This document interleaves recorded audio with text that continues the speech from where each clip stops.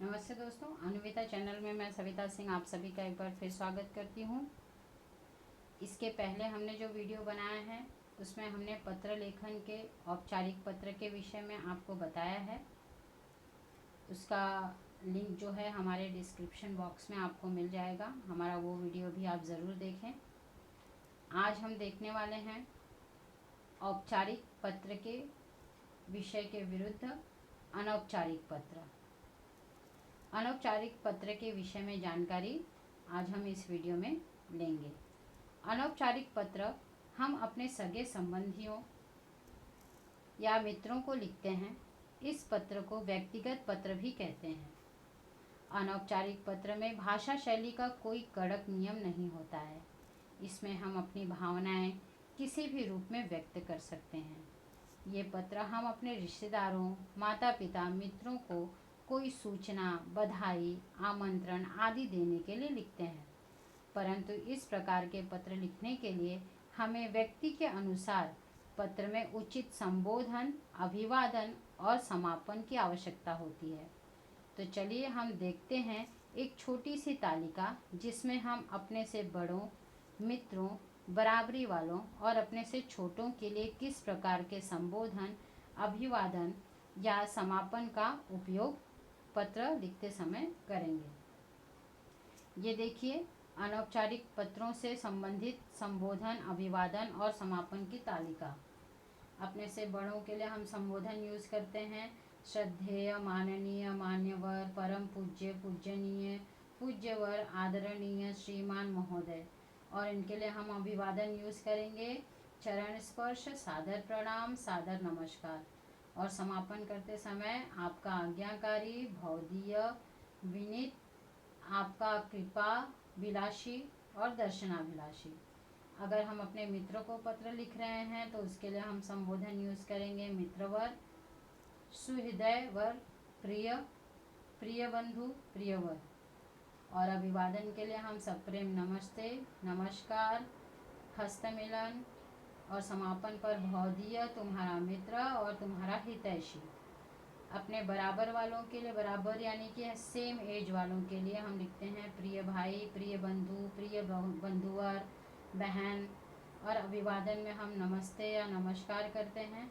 समापन करते समय उत्तराभिलाषी, तुम्हारा, आपका, इस तरह के शब्दों का प्रयोग करते हैं। अपने से छोटों के लिए हम संबोधन में यूज़ करेंगे प्रिय, आयुष्मान, चिरंजीव। अभिवादन में चिरंजीव रहो, सुखी रहो, आशीर्वाद, शुभाशीष। और समापन करते समय शुभाकांक्षी, तुम्हारा हितैषी, शुभेच्छुक, शुभचिंतक, इस तरह के शब्दों का प्रयोग करते हैं। इसके बाद हम देखेंगे अनौपचारिक पत्र का एक प्रारूप, जिसमें हम पत्र लिखेंगे अपने मित्र को जन्मदिन पर बधाई देने के लिए। तो चलिए शुरू करते हैं अपना पत्र। अनौपचारिक पत्र में हम जिसे पत्र लिखने वाले हैं, सबसे ऊपर और बाईं ओर दिनांक के साथ साथ उस व्यक्ति का पता होगा। फिर उस व्यक्ति के लिए उचित संबोधन और अभिवादन लिखेंगे। जैसे आज हम अपने मित्र को पत्र लिख रहे हैं तो हम अपने मित्र के लिए संबोधन लिखेंगे प्रिय मित्र, और उसके लिए अभिवादन होगा सप्रेम नमस्ते। इसके बाद हम पत्र का लेखन स्नेह, सम्मान सहित प्रभावी ढंग से लिखेंगे और अंत में पत्र का समापन करेंगे। और उसमें हम क्या करेंगे, पत्र के बाईं ओर पत्र भेजने वाले के हस्ताक्षर, नाम तथा पता लिखेंगे। यहाँ मैंने आपको पत्र में अपने मित्र को इस प्रकार से पत्र लिखने के लिए बताया है। मित्र को जन्मदिन की बधाई देने के लिए पत्र। तो अभी आपको पत्र शुरू करने से पहले क्या करना होगा, जैसा कि मैंने औपचारिक पत्र में भी बताया था कि जब हम पत्र लिखना शुरू करते हैं तो अनौपचारिक पत्र में सबसे पहले हम दिनांक डालेंगे। जिस दिन हम पत्र लिख रहे हैं उस दिन की तारीख होगी।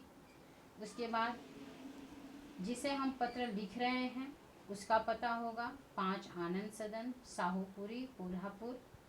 उसके बाद हम मित्र को क्या करेंगे, अभिवादन और संबोधन करेंगे।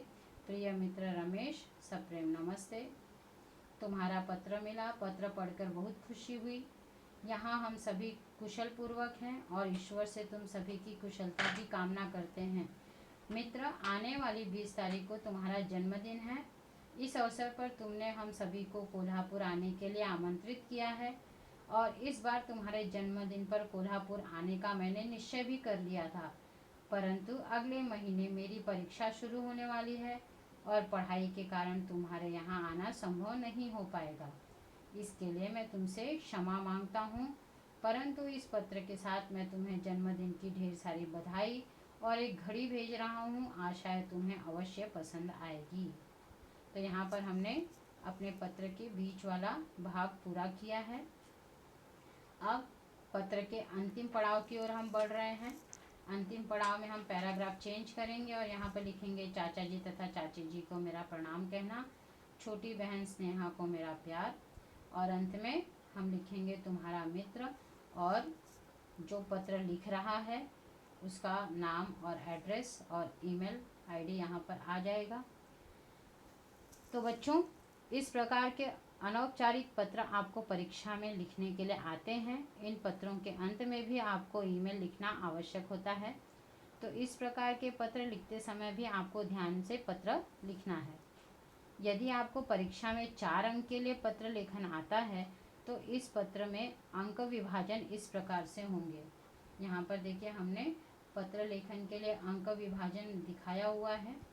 4 अंक का अगर आपको पत्र लेखन आता है तो दिनांक, संबोधन तथा ईमेल आईडी के लिए आपको 1 नंबर होंगे। विषय, संदर्भ, अभिवादन के लिए आधा नंबर होगा। विषय विवेचन के लिए अर्थात जो हम पत्र पूरा लिख रहे हैं उसका जो मटेरियल है हमारा उसके ऊपर 2 नंबर है आपको। और प्रेषक के हस्ताक्षर, स्वनिर्देश, नाम, पता, ईमेल आईडी यानी लास्ट का जो हमारा पोर्शन है उसके ऊपर आधा नंबर होगा। इस तरह से कुल 4 अंक आपको मिल जाते हैं।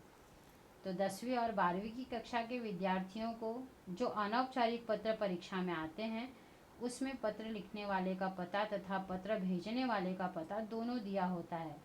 इन विद्यार्थियों को अपने पेपर में इसी पते का उपयोग करना है। यहाँ पर देखिए एक आपको हमने प्रारूप बताया हुआ है। इस तरह से आपको एड्रेस के साथ में पत्र लेखन करने के लिए एग्ज़ाम में आता है। यहाँ पर हमने जुलाई 2019 का एक पत्र लेखन का प्रारूप आपको दिखाया हुआ है। तो इस तरह से आपको एड्रेस आएगा और इसी एड्रेस को आपको पत्र में, पेपर में लिखना होता है। तो आशा है आप इसकी तैयारी कर लेंगे। इस तरह के पत्रों की आपको बार बार प्रैक्टिस करनी है और तैयारी करनी है और परीक्षा में अच्छे अंक ले आने हैं। यदि आपको हमारा ये वीडियो पसंद आता है तो इसे ज़रूर लाइक करें, अपने दोस्तों के साथ शेयर करें और हमारे चैनल को सब्सक्राइब करना ना भूलें। मिलते हैं नए वीडियो में एक नए विषय के साथ। तब तक के लिए थैंक यू।